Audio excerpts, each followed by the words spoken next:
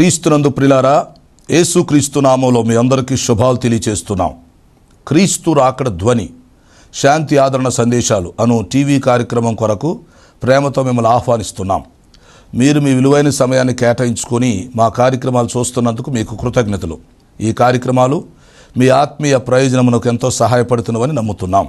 ప్రియులారా, ఈ టీవీ పరిచర్య కొరకు ప్రార్థించండి, సహకరించండి, ప్రోత్సహించండి.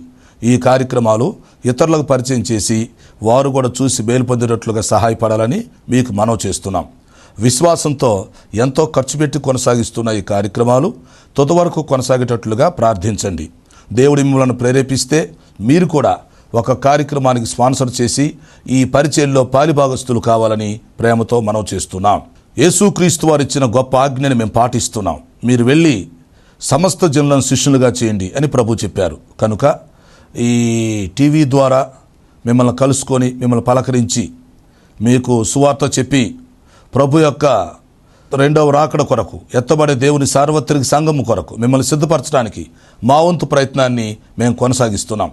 ప్రత్యక్షంగా టీవీ ద్వారా మేము సువార్త ప్రకటిస్తున్నాం.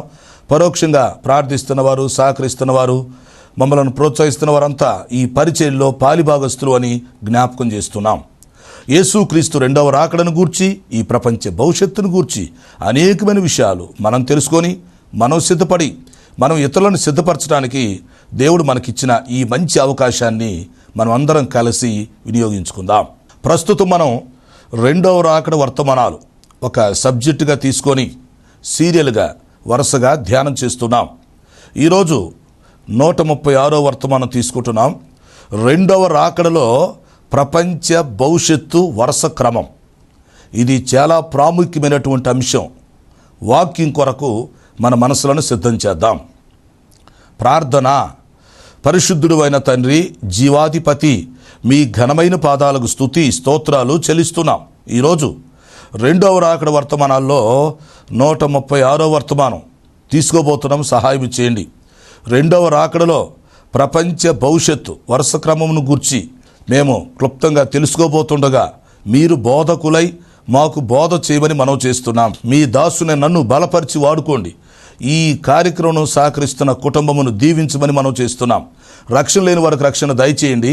రక్షణ పొందిన వారిని సంఘంలో స్థిరపరిచి బలపరిచి మీ రాకడ కొరకు సిద్ధపరచమని మనవి చేస్తున్నాం. మాకు అవసరమైన సందేశం దయచేసి మీరే మహిమ పొందమని యేసు పరిశుద్ధ నామములో అడుగుచున్నాను తండ్రి, ఆమేన్. ప్రియులారా, మంచిది. కూడి వచ్చిన మీ అందరికీ మరొకసారి శుభాలు తెలియచేస్తూ మిమ్మల్ని వర్తమానం కొరకు ఆహ్వానిస్తున్నాం.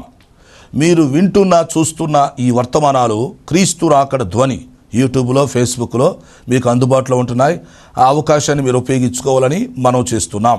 క్రీస్తు రాకడ ధ్వని యూట్యూబ్ ఛానల్ని సబ్స్క్రైబ్ చేయండి. మీకు తెలిసిన వాళ్ళందరికీ షేర్ చేయండి. ఓకే.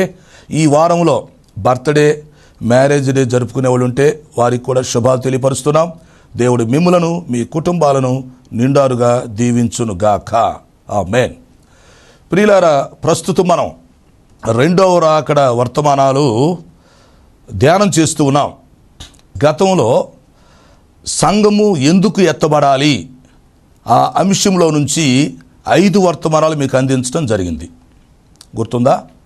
భూలోకములో ఉన్నటువంటి ఈ సంఘం అసలు ఎందుకు ఎత్తబడాలి, సంఘము ఎత్తబడటానికి సంబంధించినటువంటి 5 ముఖ్యమైన కారణాలు 5 వర్తమానాల రూపంలో మీకు అందించడం జరిగింది. ఓకే. అయితే ఈరోజు మరొక నూతన అంశాన్ని ప్రారంభించబోతున్నాం. అయితే ఈ అంశానికి ముందు ఒక విషయం మీకు తెలియపరచబడాలి. రెండవ రాకడలో ఈ ప్రపంచ భవిష్యత్తు వరుస క్రమం ముందు మనం తెలుసుకోవాలి. అప్పుడు మరికొన్ని విషయాలు మనం నేర్చుకోవటానికి ప్రయత్నం చేయొచ్చు. ఓకే. ఈ రెండవ రాకడ వర్తమానాలు 3 సంవత్సరాల ప్రాజెక్టు పెట్టాం. 2023, 24, 25 సంవత్సరాలు. సో ఈ సంవత్సరం ఆఖరికి ఈ రెండవ రాకడ వర్తమానాల సబ్జెక్టు పూర్తి చేయడానికి మేము ప్రయత్నం చేస్తున్నాం. ఒక్కొక్క వారం ఒక్కొక్క అంశాన్ని గురించి మనం చక్కగా నేర్చుకుంటున్నాం. అవునా? అయితే ఈరోజు ఈ రెండవ రాకడ సబ్జెక్టు మనకు అర్థమవ్వాలంటే, ప్రకటన గ్రంథాన్ని మనం అర్థం చేసుకోవాలంటే, అలాగే ఈ ప్రపంచ భవిష్యత్తును గూర్చి మనకు తెలియాలంటే ఈరోజు ఆ అంశం చాలా ప్రాముఖ్యమైంది. రెండవ రాకడలో ప్రపంచ భవిష్యత్తు వరుస క్రమం గుర్తుపెట్టుకోండి. ఓకే, యేసుక్రీస్తు వారి రెండవ రాకడను దృష్టిలో పెట్టుకొని ఈ ప్రపంచ భవిష్యత్తు వరుస క్రమం మొత్తాన్ని మనం 7 భాగాలుగా విభజించుకోవాలి. ఓకే, అప్పుడు ఒక్కొక్క భాగంలో నుంచి కొన్ని అంశాలు ధ్యానం చేయడానికి మనం ప్రయత్నం చేయొచ్చు. అప్పుడు మనం కన్ఫ్యూజ్ అవ్వకుండా ఉంటాం, సులభంగా అర్థం చేసుకోగలుగుతాం, దుర్బోధలకి దూరంగా ఉండగలుగుతాం. రాకడ కొరకు మనం సిద్ధపడుతూ అనేకులను సిద్ధపరచడానికి అవకాశం ఉంటుంది. రైట్, కాబట్టి ఇప్పుడు మనం ఏం చేద్దాం, ఈ 7 అంశాల గురించి ఆలోచించేద్దాం. మరి రెండవ రాకడ గురించి మనం ఆలోచించేటప్పుడు ఈ ప్రపంచ భవిష్యత్తుని 7 భాగాలుగా మనం తీసుకుంటున్నప్పుడు మొదటి భాగం ఏంటంటే సంఘము ఎత్తబడక ముందు జరుగు విషయాలు. అందరూ గుర్తుపెట్టుకోండి, మొదటి అంశం రెండవ రాకడలో సంఘం ఎత్తబడిద్దని మనకు తెలుసు. ఓకేనా, అయితే సంఘము ఎత్తబడక ముందు జరిగే విషయాలు ఏమిటి? సంఘం ఎత్తబడక ముందు భూలోకములో ఏమి జరగాలి, అది ప్రశ్న. దీని గురించి కూడా గతంలో మీకు చెప్పాం. సంఘం ఎత్తబడక ముందు మరి 5 సూచనలు జరుగుతాయని చెప్పాం.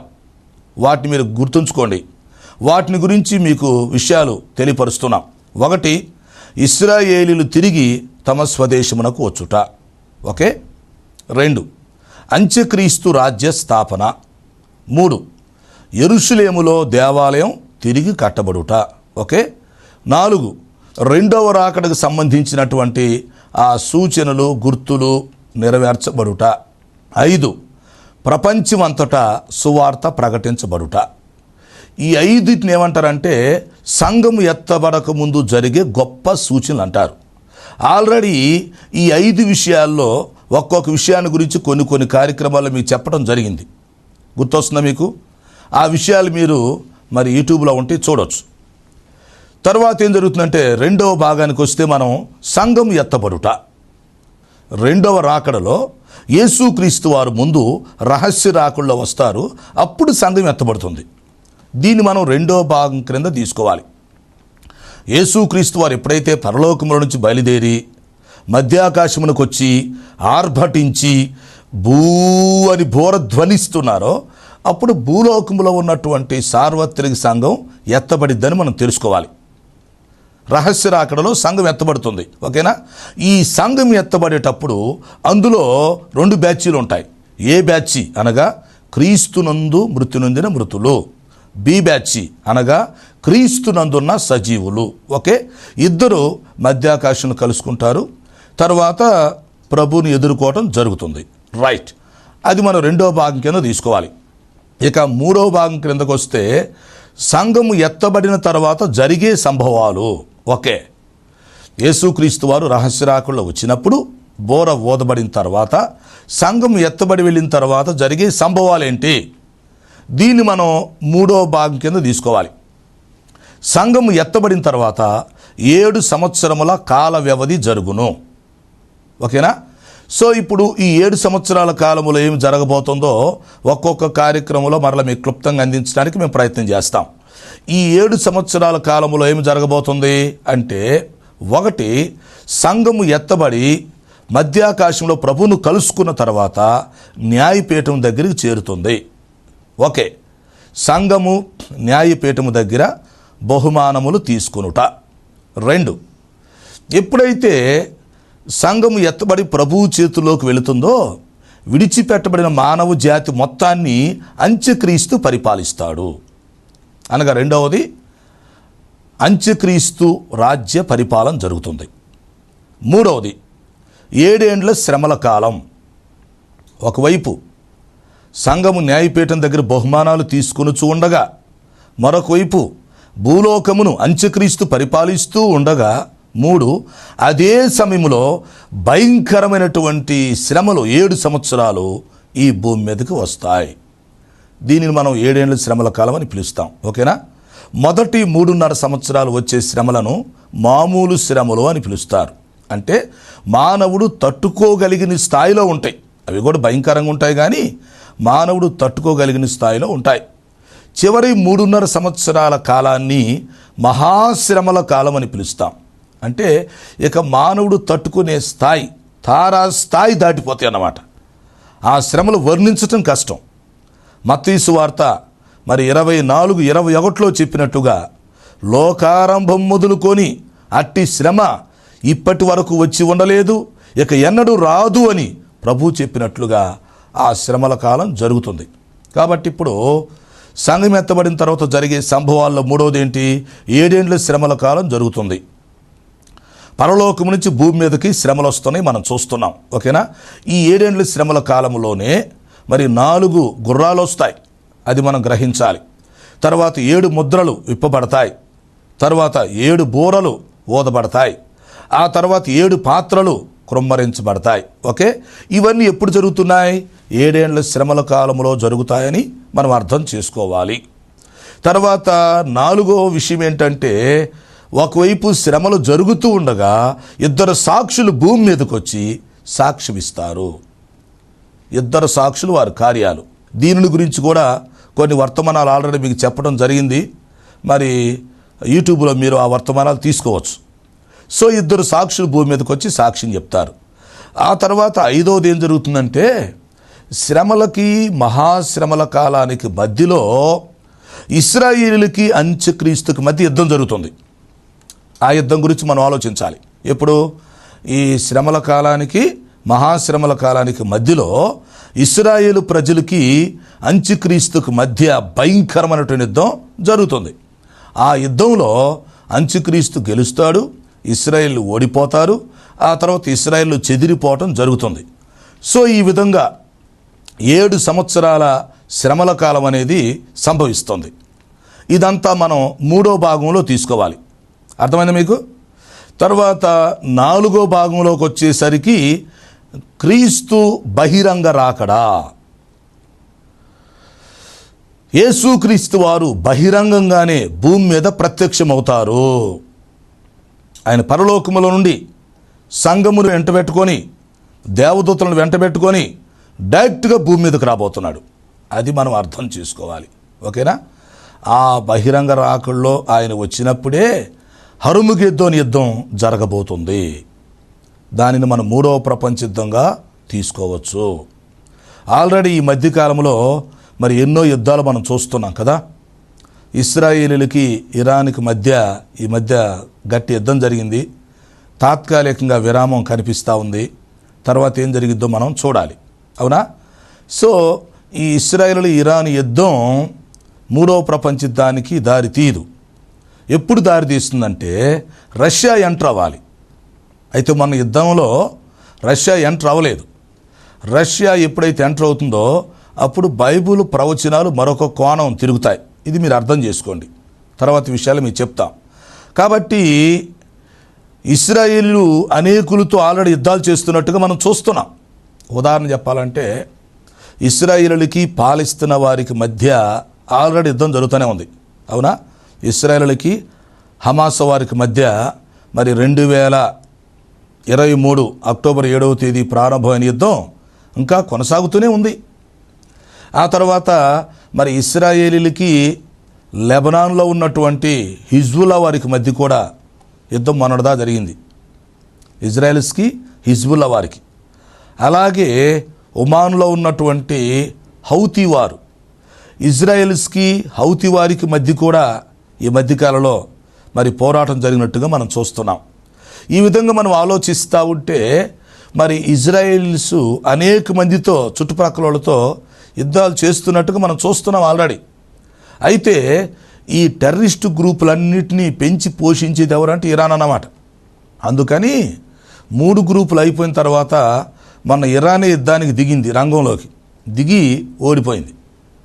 తాత్కాలికంగా విరామం జరుగుతుంది. తర్వాత పరిస్థితులు మనం చూస్తాం. కాబట్టి ఈ విధంగా ఇజ్రాయెల్స్ ఈ చుట్టుప్రక్కల ఉన్నటువంటి టెర్రరిస్టు గ్రూపులతో యుద్ధం చేస్తూ ఉంటుంది. ఇది మామూలే. ఇజ్రాయెల్కి చుట్టుప్రక్కల బద్ధ శత్రువులు ఎవరు కనిపిస్తున్నారంటే ఇరాన్ కనిపిస్తూ ఉంది. కారణం ఏంటి? ఇజ్రాయేలు యొక్క ప్రాబల్యాన్ని తగ్గిస్తే ఆ ప్రాంతంలో ఇరాన్ మరి ఒక ఏకచక్రాధిపత్యం చేయొచ్చని ప్రయత్నంలో ఉంది. కానీ దేవుని చిత్తం కాదు.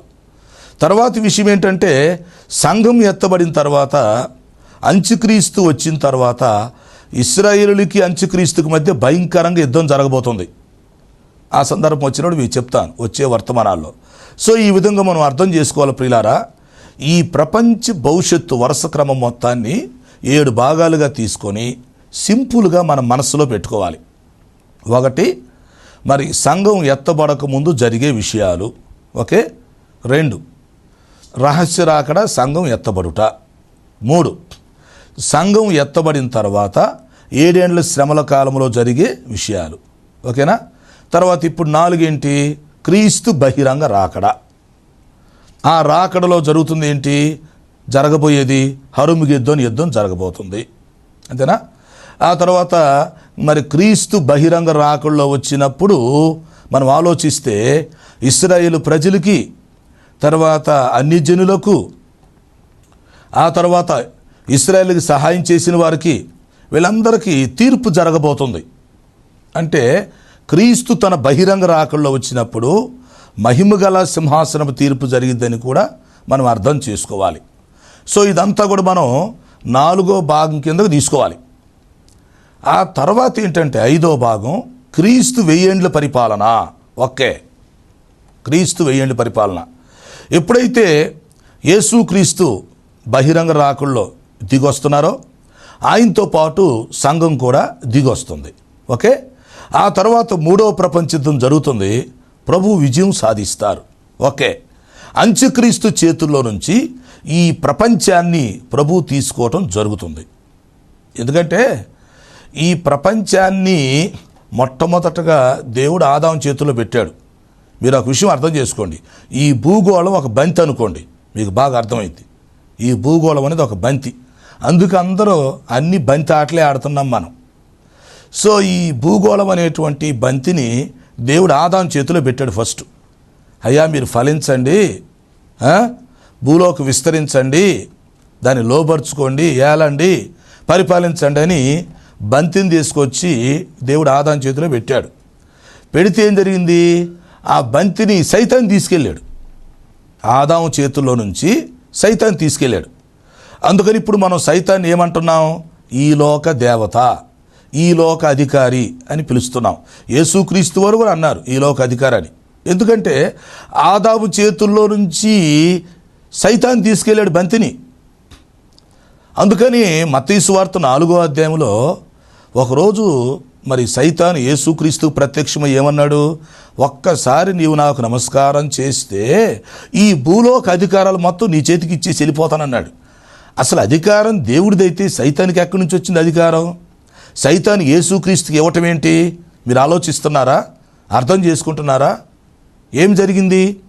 దేవుడు తన అధికారాన్ని ఆదాముకి ఇస్తే ఆదాము చేతుల్లో నుంచి సైతాను తెచ్చుకున్నాడు బంతి.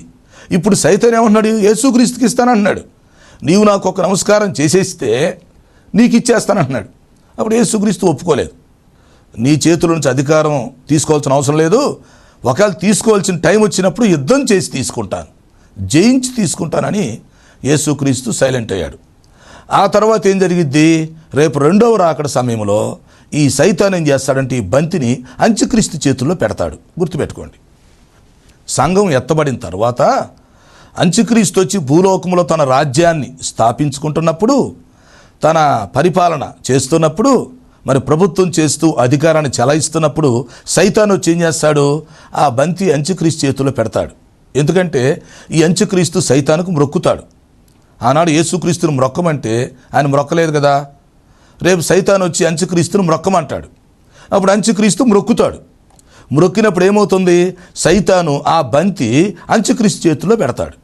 అంటే భూగోళం మొత్తం అంత్యక్రీస్తు చేతుల్లోకి వచ్చేస్తుంది. సాతాను అంత్యక్రీస్తుకి ఇస్తున్నాడు ఈ బంతి అధికారం, భూగోళం. అర్థం చేసుకోవాలి. అయితే ఇప్పుడు యేసుక్రీస్తు తన బహిరంగ రాకడలో వచ్చేటప్పుడు ఏం చేస్తాడు తెలుసా? ఈ క్రీస్తు 1000 ఏండ్ల పరిపాలన ముందు ఏం చేస్తాడంటే యుద్ధంలో గెలిచిన తర్వాత ఆ బంతిని యేసు ప్రభు తీసేసుకుంటాడు. అంత్యక్రీస్తుకి యేసుక్రీస్తుకి మధ్య యుద్ధం జరిగిద్ది. ఆయన బహిరంగ రాకడలో వచ్చినప్పుడు ఆ యుద్ధంలో ప్రభు గెలుస్తాడు. గెలిచినాకేమవుతుంది? అంత్యక్రీస్తు చేతుల నుంచి ఆ బంతిని తీసేసుకుంటాడు. అప్పుడు సైతాను 1000 సంవత్సరాలు బంధించబడతాడు. అంత్యక్రీస్తు అబద్ధ ప్రవక్తలు ఇద్దరు అగ్నిగుండంలో పడవేయబడతారు. కాబట్టి ఇప్పుడు 1000 ఏండ్ల పరిపాలనలో బంతి యేసు ప్రభు చేతుల్లోకి వచ్చేస్తుంది. ఆ విధంగా మనం ప్రపంచ భవిష్యత్తు వరుస క్రమం ఆలోచిస్తే ఇప్పుడు 5వది క్రీస్తు 1000 ఏండ్ల పరిపాలన. దేవుని రాజ్యం భూమి మీద స్థాపించబడుతుంది. ఆయన ఖచ్చితంగా 1000 సంవత్సరాలు ఈ భూలోకాన్ని పరిపాలించబోతున్నాడు. అప్పుడేమవుతుంది, సైతానేమో బంతిని తీసుకొచ్చి అంత్యక్రీస్తుకి ఇస్తే యేసుక్రీస్తు యుద్ధం చేసి విజయం సాధించి ఆ బంతిని తీసేసుకుంటాడు. కాబట్టి ఇప్పుడు క్రీస్తు రాజ్యం వచ్చేస్తుంది. 1000 ఏళ్ళ పరిపాలనలో బంతి ఆయన చేతిలో ఉండిపోతుంది. అర్థమైందా? ఈ 1000 ఏళ్ళ పరిపాలన అయిపోయినాక ఏం జరుగుతుందంటే ఇప్పుడు 6వది పాత సృష్టి నాశనమగును. ఆదికాండంలో సృష్టించబడినటువంటి ఈ సృష్టి నాశనం అయిపోతుంది.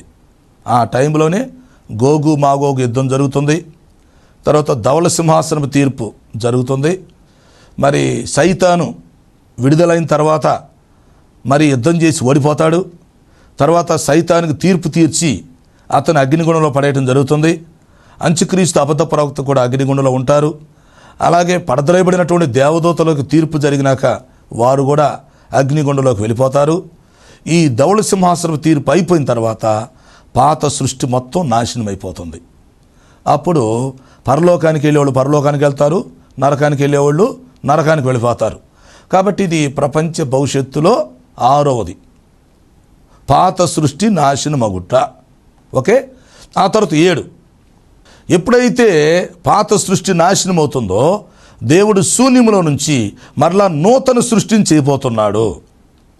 నూతన ఆకాశం, నూతన భూమి, నూతన యెరూషలేము, నూతన జనాంగాలు, వాక్యంలో చెప్పినట్లుగా సమస్తమును నూతనముగా చేయబడుచున్నవి. ఓకే. కాబట్టి నూతన సృష్టి మొదలవుతుంది. ప్రకటన గ్రంథం 21, 22 అధ్యాయాల్లో ఆ విషయాలు మనం చూడవచ్చు. సో ఈ విధంగా నూతన సృష్టి అనేది నిత్యత్వం కొనసాగుతుంది. 1000 ఏండ్ల పరిపాలన అనేది ఏంటిది? మరి పాత సృష్టిలోనే నూతన సృష్టి యొక్క శాంపిల్. అర్థం చేసుకోండి. 1000 ఏండ్ల పరిపాలన అనగా పాత సృష్టి యొక్క ముగింపు. అది నిత్యత్వానికి శాంపిల్. కాబట్టి పాత సృష్టి నీకు నాశనం అయిపోయింది అంటే నూతన సృష్టి మరలా మొదలవుతుంది. అది నిత్యత్వం కొనసాగుతుంది. యుగ యుగాలు, లక్షల కోట్ల సంవత్సరాలు కొనసాగుతుంది. అందుకని పౌలు గారు ఏమంటాడు? కాగా మనము సదాకాలము ప్రభువుతో కూడా ఉందుము అంటున్నాడు. చూసారా?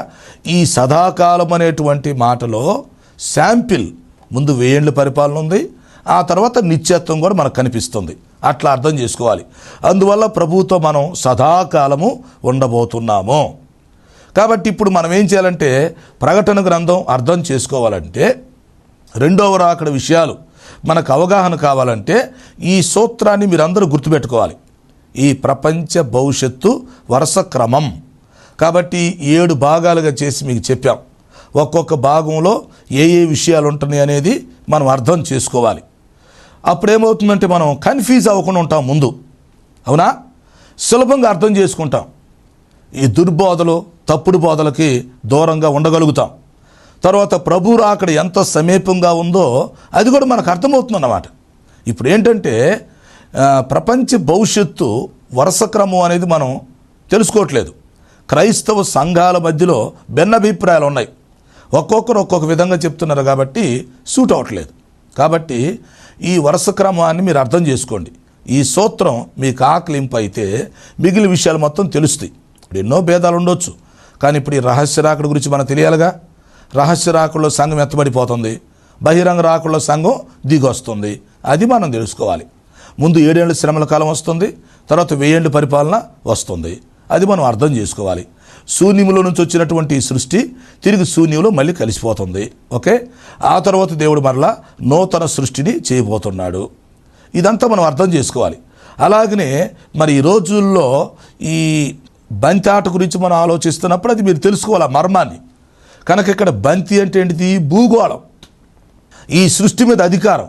కాబట్టి ఇప్పుడు బంతి ఎవరి చేతిలో నుంచి ఎవరి చేతిలోకి మారిందో చూడండి. ముందు దేవుడి చేతిలో ఉంది, అక్కడి నుంచి ఆదాము చేతిలోకి వచ్చింది. అవునా? అక్కడి నుంచి ఏమైంది? ఆదాము చేతిలో సైతాన్ తీసుకెళ్ళాడు. సైతాన్ చేతుల్లో నుంచి యేసుప్రభుకి ఇస్తానన్నాడు, కానీ యేసుప్రభు తీసుకోలే. అప్పుడు సైతాన్ చేతుల నుంచి ఎవరి దగ్గరికి వచ్చింది? అది అంత్యక్రీస్తు చేతుల్లోకి వచ్చింది. అంతేనా? అంత్యక్రీస్తు చేతుల నుంచి యుద్ధం చేసి యేసుక్రీస్తు దాన్ని తీసేసుకున్నాడు.